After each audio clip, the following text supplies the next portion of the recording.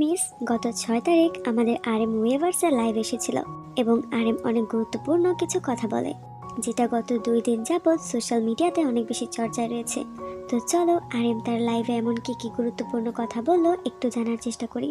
লাইভের শুরুতে RM আর্মিসদের hello বলে এবং সে বলে তার কোনো একটা গ্রুপ থেকে মেসেজ আসছে এবং সে তা বন্ধ করে রাখছে। পরে বলে আজ চুল আর মেকআপ বেশ সময় লেগেছে, তাই আমি আত্মবিশ্বাস নিয়ে লাইভে এসে পড়লাম। আরএম বলতে চাচ্ছে আজ তাকে সুন্দর লাগছে। পরে বলে আজ আমরা গ্রুপে শুটিং করেছি, শেষ করার পর ভাবলাম মেকআপ তুলতে যাওয়ার আগে তোমাদের সাথে একটু কথা বলে যাই। আমি এখন আর পুরো টিমকে রিপ্রেজেন্ট করতে পারি না, কারণ আমি একজন মানুষ, আমারও নিজের চিন্তা ভাবনা আছে। আমাদের সবারই আলাদা পথ আছে, তাই এই ব্যাপারটা তোমাকে ঠিক করতে হবে বা তোমাকে কোম্পানিকে বলতে হবে, এসব এখন আর প্রযোজ্য নয়।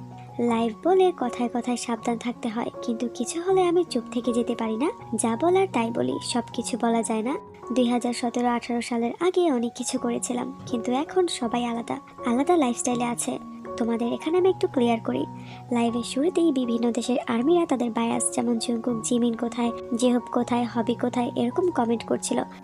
তো এটা সাধারণভাবেই একটু ডিসঅ্যাপয়েন্টেড হওয়ার কথা, কারণ দেখো আরএম লাইভে এসেছে, এরকম অপ্রযোজ্যভাবে আর্মিরা অন্য মেম্বারদের কথা বলছে। এবং সত্যি বলতে আমি অনেক বেশি খুশি হয়েছি আরএমের রিপ্লাইতে, কারণ আরএম ঠিকই বলেছে 2017-18 সালের আগে বিটিএস মেম্বাররা এই ব্যাপারগুলোকে ইগনোর করতো। আমরা অনেকবার লক্ষ্য করেছি জেহপের লাইভে আগে এমনটা হতো, যখন সে লাইভে আসতো আর্মিরা অন্য মেম্বারদের কমেন্ট করতো। একবার তো এমনও হয়েছিল জেহপের লাইভে আর্মিরা বারবার জিমিনের কথা কমেন্ট করছিল, তখন জেহব জিমিনের রুমে যায় এবং মোবাইলটি জিমিনকে ধরিয়ে দেয় লাইভ করার জন্য। একজন বিটিএস সদস্য হিসেবে তাদের উপর এই কথাগুলো কতটা এফেক্ট পড়ে। আমি সত্যিই খুশি আরএম এত সুন্দরভাবে রিপ্লাই দিয়েছে, প্রথমবার সে প্রকাশ করেছে তার মনে কি চলে। পরে আরএম বলে অ্যালবামের কথা বলি, অ্যালবাম প্রায় রেডি, আমরা কাজ করছি, প্র্যাকটিস করছি, একসাথে করছি, কিন্তু কিছু আপলোড করতে পারছি না। আমি শুটিংও করছি, প্রতিনিয়ত প্র্যাকটিসও করে যাচ্ছি, এখনই তো সব বলে দিতে পারবো না, তাই না? ডিসচার্জের পর আমি অনেক কিছু করতে চেয়েছিলাম, কিন্তু তখন বলার মতো কিছু ছিল না। 2022-এর পর থেকে অনেক কিছু বদলে গেছে, আমাদের অনেক প্রস্তুতি নিতে হচ্ছে। আমরাও কাজ করতে চেয়েছিলাম, কিন্তু অনেক কারণ ছিল যেগুলো আমরা বলতে পারি না। আমাদের শেষ কনসার্ট ছিল 2022-এ, 3 বছর হয়ে গেছে। অবশ্যই আমরা কনসার্ট করতে চেয়েছিলাম, কিন্তু সবকিছুর জন্য সময় প্রয়োজন। আমরা বদলেছি, তোমরাও বদলেছো, শুধু সামনে এগোতে হবে। এখানে আরএমের একটা পয়েন্ট আমি তুলে ধরি। আরএম বলে আমরা বদলেছি, তোমরাও বদলেছো।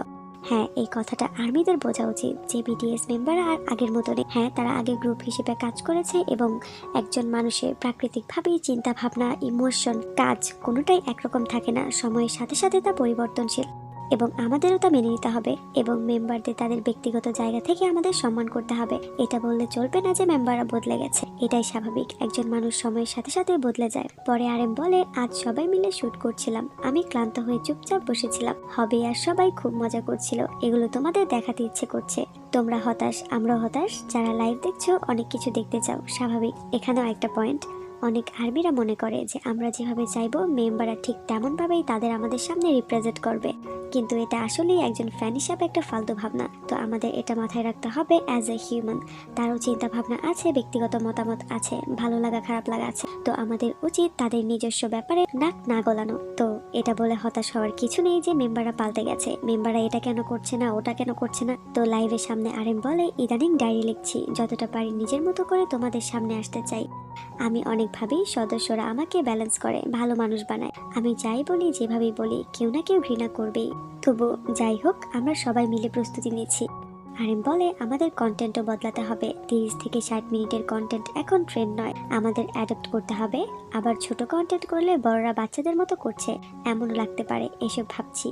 আমি আগামী বছরের অপেক্ষায় আছি, চোখ বন্ধ করে খুললেই যদি আগামী বছর হয়ে যেত।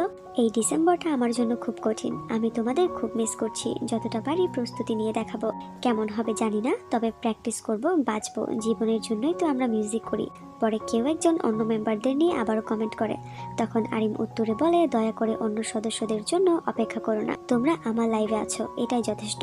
ওদের নিজেদের ফোন আছে, যখন ইচ্ছে লাইভ করতে পারে। অ্যাবসলিউটলি রাইট, আমি আরএমের এই কথাটার সাথে 100% সহমত, কারণ মেম্বারদের নিজস্ব মোবাইল আছে এবং তারা যখন ইচ্ছে লাইভে আসতে পারে। তো আমাদের যেই মেম্বার লাইভে এসেছে তাকে প্রায়োরিটি দেওয়া উচিত। পরে বলে সবার অনুভূতি আলাদা, আমরা বিটিএস হিসেবে নতুন করে শুরু করছি, এখন আর থামার উপায় নেই। আমি আরো বেশি কাজ করতে চাই, এটা আমাকে পাগল করে দিচ্ছে। যারা আমাদের ছেড়ে গেছে, আমরা সফল হলে হয়তো আবার ফিরে আসবে। আমরা সেই মনোভাব নিয়ে এগোচ্ছি।